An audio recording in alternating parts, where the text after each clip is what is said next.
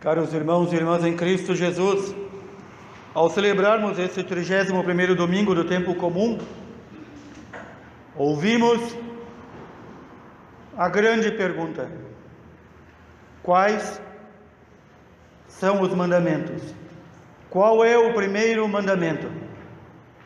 Aqui, o escriba, ou mestre da lei, não estava perguntando como se não soubesse, mas estava perguntando qual é o primeiro, em sentido de importância. Por quê? Porque nossos irmãos mais velhos, os hebreus, encontram, além dos 10 mandamentos recebidos por Moisés de Deus, encontram também na Torá, no Pentateuco, os nossos 5 primeiros livros, encontram mais 316 mandamentos. E então, daí vem a sinceridade da pergunta: qual é o mandamento primeiro? Qual é o mais importante? Este escriba, ou mestre da lei, pergunta com a sinceridade de coração, diferente de tantos outros mestres da lei, doutores da lei, escribas e até sacerdotes do templo, que em todo momento procuravam uma ocasião de encontrar no ensinamento de Jesus algo contrário àquele ensinamento recebido através de Moisés e os profetas. No entanto, este faz a pergunta honesta, porque quer saber. Porque muitos ensinavam que o primeiro mandamento é amar a Deus sobre todas as coisas. E diziam: mandamentos, só temos os 10. Outros diziam: mandamentos, temos os 10 e mais os outros 613 permissões e proibições na Torá. E devemos observar de modo igual os 10 e os 613. E outros diziam que nos 613 estavam incluídos 10. Então havia muita opinião, podemos dizer, como dizemos nos dias de hoje, opinião teológica. Opinião teológica temos muitas também nos dias de hoje.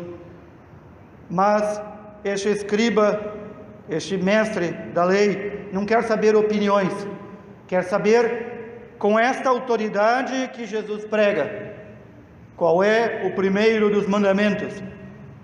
E o que é que Jesus responde? Responde aquilo que está na Sagrada Escritura. O primeiro mandamento é esse: ouve, ó Israel, o Senhor nosso Deus é o único Senhor. Este é o primeiro mandamento. O primeiro mandamento, a primeira ordem que foi dada ao povo de Israel é o ouvir. Ouvir. Não ouvir como quem ouve notícia passando em frente a uma televisão, mas o ouvir de escutar, acolher e pôr em prática. Este mandamento primeiro, que começa: Shema Israel, Adonai Eloheinu. Todos os nossos irmãos hebreus religiosos rezam à noite e pela manhã. Ouve, Israel, o Senhor nosso Deus é o único Senhor, não há outro Deus além dele, não há outro, portanto, a quem ouvir. E este mesmo Senhor, autor da lei, nosso Senhor Jesus Cristo, segundo a pessoa da Santíssima Trindade, vai dizer: antes que tu me perguntes qual é o segundo, o terceiro e o quarto, eu já te digo: o segundo é amar o teu próximo como a ti mesmo, como tu te amas. Ainda ontem, no nosso encontro de catequese dos adultos, nós comentávamos isso. Que tão difícil é este segundo mandamento, que tão difícil para nós, que temos um coração de pedra, que ainda não vivemos a conversão plena. Mais uma vez o Senhor diz para nós: ouve, Israel, ouve, meu povo, porque se tu ouvires a minha palavra, se tu pores em prática os meus mandamentos, que hoje eu te prescrevo, se tu ensinares os outros a cumprir estes mandamentos, teus dias serão prolongados e fartos sobre esta terra.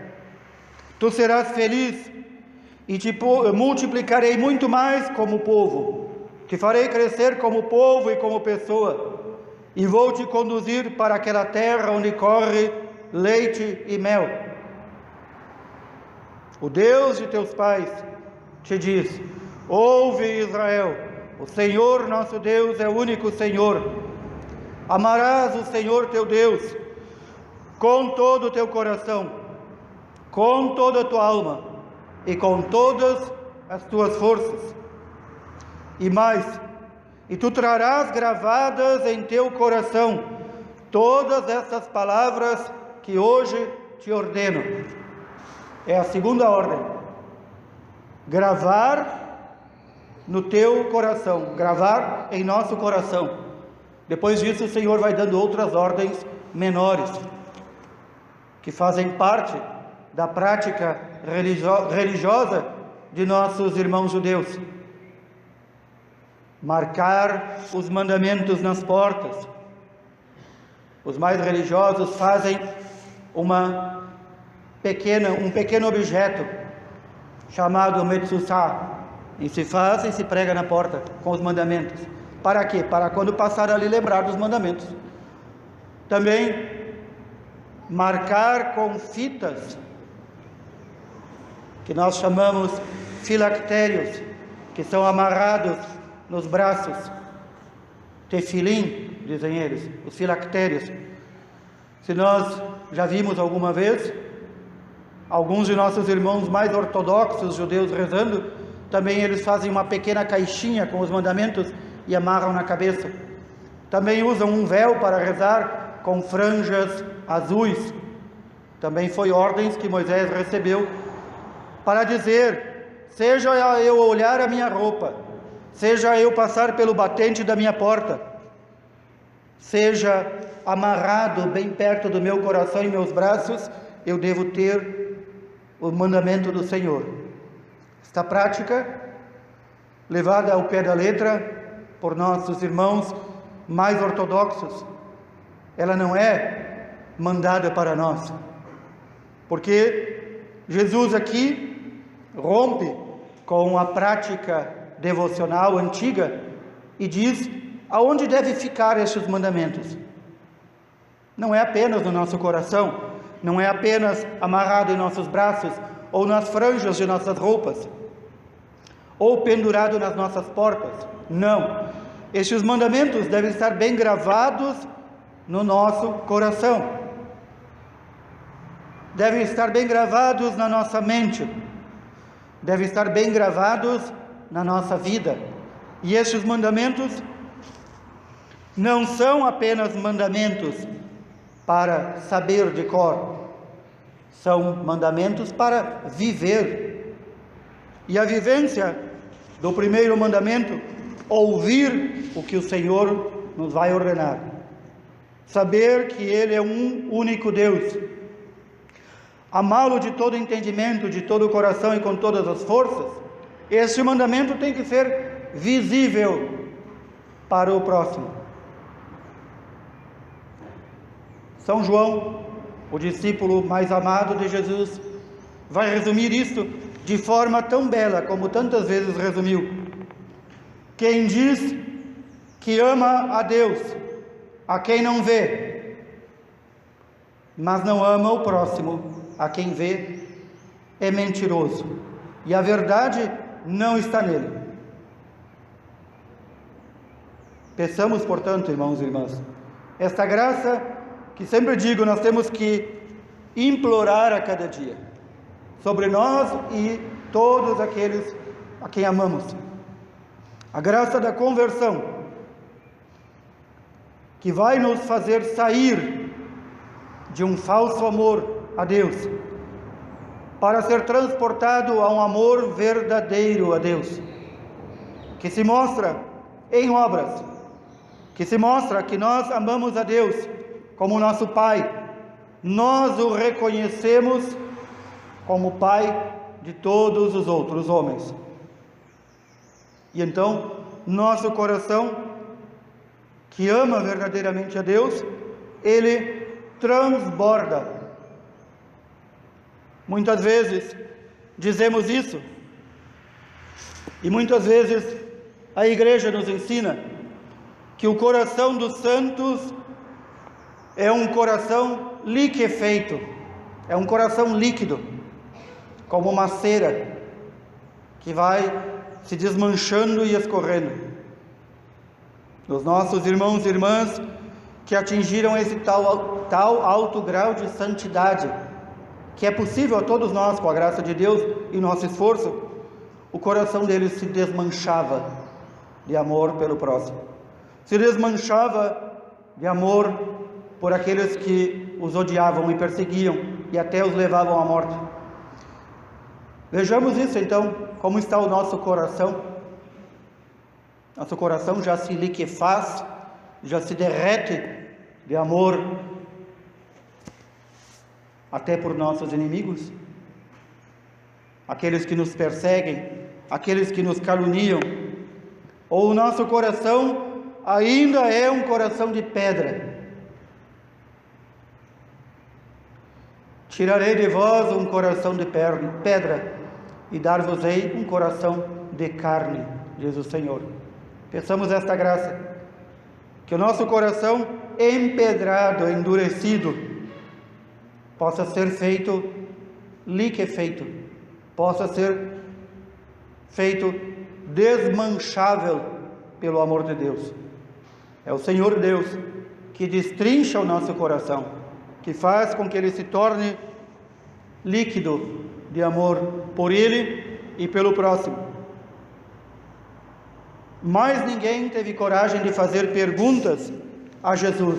Aqui não se trata de perguntas, de saber coisas, mas perguntas com o intuito de armar ciladas para Jesus. É isso que São Marcos está dizendo. Mas ninguém, depois de ouvir isso, que o primeiro mandamento é amar a Deus com todo o coração, com toda a alma, com todo o teu entendimento, com toda a tua força, e o segundo, amar o próximo como a ti mesmo, que estes dois mandamentos resumem toda a lei e todos os profetas, diz Jesus. Depois que ouviram isso, o que mais podiam fazer? A não ser odiar mais Jesus e matá-lo, porque Jesus está me mostrando que eu não tenho vivido os mandamentos, que eu tenho vivido os mandamentos de forma apenas externa. Tenho amarrado a lei em meu braço, botado em minha porta, amarrado em minha cabeça, usado nas franjas de minha roupa. Isso tudo os fariseus e muitos mestres da lei e muitos dos sumos sacerdotes rangiam os dentes quando ouviam Jesus falar. Vocês estão apenas dizendo que amam a Deus externamente, mas dentro do vosso coração só há ódio e vós procurais me matar. Quantas vezes eles ouviram isso? Oxalá nós não ouçamos isso também no dia do nosso juízo. Este sacerdócio que o Senhor inaugura não é um sacerdócio de holocaustos, de ovelhas, de bois, de carneiros. É um holocausto último, definitivo, de sua própria carne. Em Jesus se cumpre aquela passagem do profeta que diz: quem enviarei para salvar este povo? E a voz do Filho responde: eis-me aqui, com prazer eu vim fazer a vossa vontade. Nem os holocaustos, nem os sacrifícios da antiga lei foram capazes de salvar aquele povo, e não são capazes de nos salvar estes sacrifícios antigos. Tinham que ser renovados, renovados e renovados.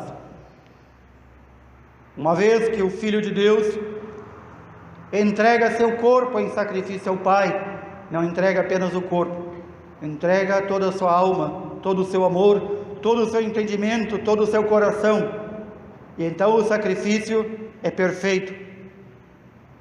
Estes sumos sacerdotes que se revezavam no templo em sacrifícios e sacrifícios, labaredas e labaredas de chamas queimando aquelas vítimas e holocaustos, de nada serviu, porque não levaram o povo à perfeição, não levaram à reconciliação plena. E então Jesus, ao instituir o sacrifício último e definitivo de seu corpo e seu sangue, manda como mandamento aos seus apóstolos e discípulos: façam isto, repitam isto até a minha vinda, até o dia que eu vier vos julgar. É isso que nós fazemos em cada Santa Missa. Nós não repetimos o sacrifício, não repetimos no sentido de repetir porque é algo que não é completo. Pelo contrário, a palavra correta é: nós renovamos o sacrifício. E mais completo ainda, quando Jesus diz: façam isto em minha memória. Ele não está dizendo em minha lembrança.